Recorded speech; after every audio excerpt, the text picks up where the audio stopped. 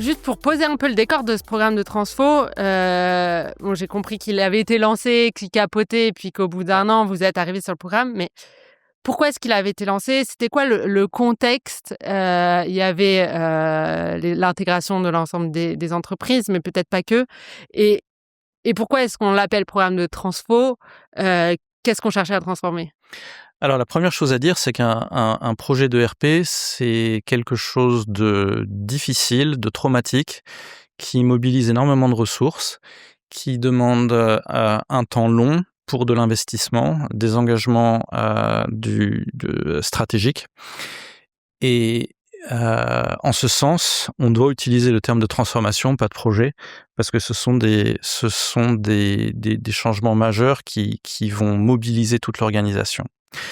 Reckitt, au sortir de son acquisition d'une société qui s'appelle SSL, ce sont des marques comme Durex, Scholl, avait acquis une compétence SAP en l'acquérant. En acquérant SSL, et cette compétence lui a donné envie de se poser la question. Reckitt travaillait sur des ERP qui dataient de 1996, qui étaient sur plusieurs instances, sur 14 instances différentes, et Reckitt savait qu'il était à la fois dans une situation d'obsolescence système, et dans une situation où il y avait un manque de granularité, un manque d'opportunités de données de qualité, de contrôle aussi. Et c'est simplement dit, j'ai une opportunité, maintenant que j'ai la compétence, de déployer SAP comme une mise à jour en fait de l'infrastructure existante. Et effectivement, Reckitt avait acquis une capacité de premier rang. Par contre, a fait une erreur assez cardinale de voir un changement de RP comme un projet de mise à jour d'un autre système. N'a pas vu à la fois l'immensité de la tâche, de devoir définir les organisations, les systèmes, les process, pas seulement de l'ERP, mais de toute l'architecture d'entreprise, et n'a pas non plus réalisé à quel point elle devrait s'engager en termes de ressources, en termes de CAPEX, pour aller chercher ce qui au final étaient des bénéfices plutôt cachés. Les bénéfices de changer de système étaient évidents, mais n'étaient pas très excitant. Pourquoi est-ce qu'on se ferait mal pour mettre un jour IT, pour mettre à jour un vieux système? Et en fait, la première chose en regardant ce projet, c'est que ce projet n'aurait pas pu avoir de succès. Les gens qui avaient démarré ce projet ne pouvaient pas avoir du succès, simplement parce qu'ils n'avaient pas le bon mandat. On ne fait pas mal à la société juste pour mettre à jour un système IT, on trouve des solutions pour supporter l'ancien système. Par contre, le nouveau système, il peut permettre des nouveaux process, il peut permettre un business case, il peut permettre des choses qui sont plutôt excitantes pour les employés, pour l'executive committee, pour tout le monde. Et ce que offrait SAP n'était pas vraiment un système, c'était l'opportunité de changer de process, d'aller chercher de l'intégration, de permettre aux achats d'avoir une visibilité des quantités et des prix achetés dans le monde entier, de permettre à la finance d'avoir des contrôles de meilleure qualité et de regarder les problèmes par exception, de permettre également à tout ce qui est supply chain d'être piloté par des algorithmes de planning de qualité qui capturent la saisonnalité, qui capturent les événements externes, qui permettent de l'intégration. On passe à des nouveaux systèmes de collaboration avec les fournisseurs. Et la première chose que l'on a fait, ayant vu qu'au bout d'un an, et beaucoup de CAPEX dépensés, la première chose qu'on a fait, c'est de réécrire un business case. Pourquoi est-ce qu'on veut le faire? Et non seulement pourquoi est-ce qu'on veut le faire, mais qui va signer à l'executive committee pour être le sponsor de ce que l'on veut faire.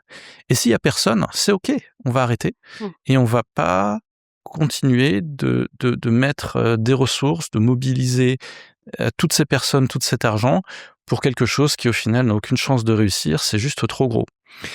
Quand vous faites, à l'époque c'était une dizaine de milliards de chiffre d'affaires, quand vous avez quelques centaines d'entités légales, un projet SAP, et typiquement 7 ans de travail. On ne s'engage pas sur 7 ans de travail et des CAPEX à plusieurs centaines de millions pour simplement mettre à jour un système IT. Ça reste un système IT et l'exécution IT est gigantesque, mais il faut qu'elle ait du sens. Et une fois qu'on a fait ce constat, on a écrit un business case avec tous les leaders business de Reckitt, Et on s'est aperçu qu'il y avait non seulement des besoins énormes, et pourtant l'ERP, c'est l'infrastructure, ce ne sont pas des systèmes experts qui vont... Mais ne serait-ce que pour l'infrastructure, le bénéfice d'avoir des données de qualité au niveau de l'infrastructure, au niveau des transactions de base, est remarquable. Quand vous êtes une multinationale et que vous managez avec des systèmes locaux, vous ne pouvez pas consolider, vous ne pouvez pas faire des flux intra-entités qui sont simplement pilotés, etc., etc. Et donc, tout d'un coup, on s'est dit qu'on pouvait faire un SNOP consolidé, tout d'un coup, on pouvait faire un Spend Cube, tout d'un coup, on pouvait regarder nos contrôles, et on a bâti un business case en 5 piliers. Chaque pilier avait un sponsor, et ce n'était pas l'équipe SAP qui allait amener des bénéfices, c'était les sponsors qui avaient instruit l'équipe SAP d'aller chercher ces bénéfices business. Et soudainement, notre rôle, c'était d'aller chercher les bénéfices plutôt que de déployer un système. Et tout d'un coup, le scope a changé, les priorités ont changé. On est allé déployer un pilote là où il y en avait le plus besoin. On a prouvé que le pilote marchait en montrant qu'à la fois on pouvait le faire. Déployer SAP, ça se passe pas simplement. Qu'il délivrait vraiment des bénéfices, et seulement à ce moment-là, on s'est engagé sur le pilote suivant. Donc on a fait un pilote commercial, ensuite on a fait un pilote manufacturing, ensuite on a fait un pilote sur un hub, et ayant une supply end-to-end et une base finance end-to-end qui était complètement dans l'ERP, avec tous les bénéfices escomptés sur la qualité des données, la qualité des contrôles, et au final les meilleures décisions, on s'est dit banco, on va investir l'étape suivante, et à chaque progression, à chaque étape, on a emmené l'executive committee et le board avec nous. C'est au niveau du board, parce que ce genre de dépense va très rapidement au-delà de ce qu'un PDG a le droit de dépenser sans instruire le board. Et en réalité, le board était très très ouvert à ce genre d'investissement, qui sont des investissements de long terme évidemment, mais aussi des investissements d'infrastructure, et mettre plus de contrôle. Évidemment, pour un board, c'est très très intéressant.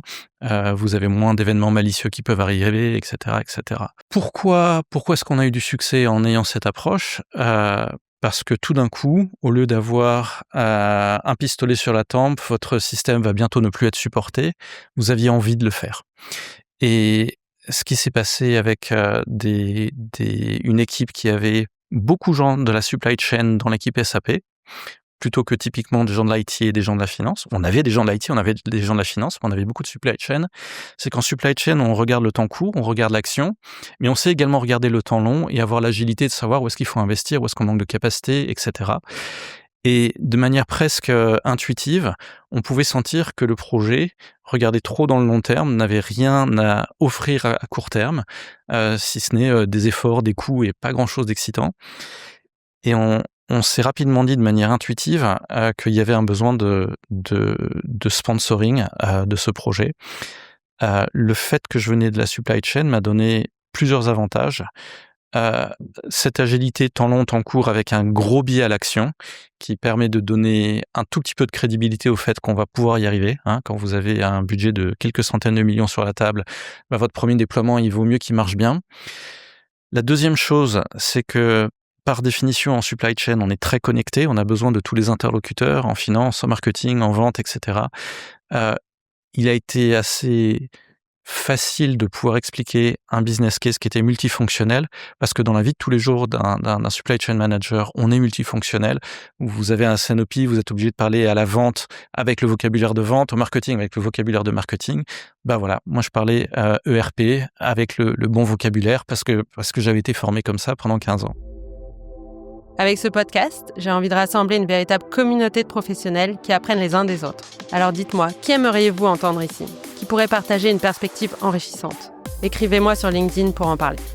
Si vous l'avez apprécié, pensez à le partager autour de vous, à le noter 5 étoiles sur votre plateforme de podcast et à vous abonner.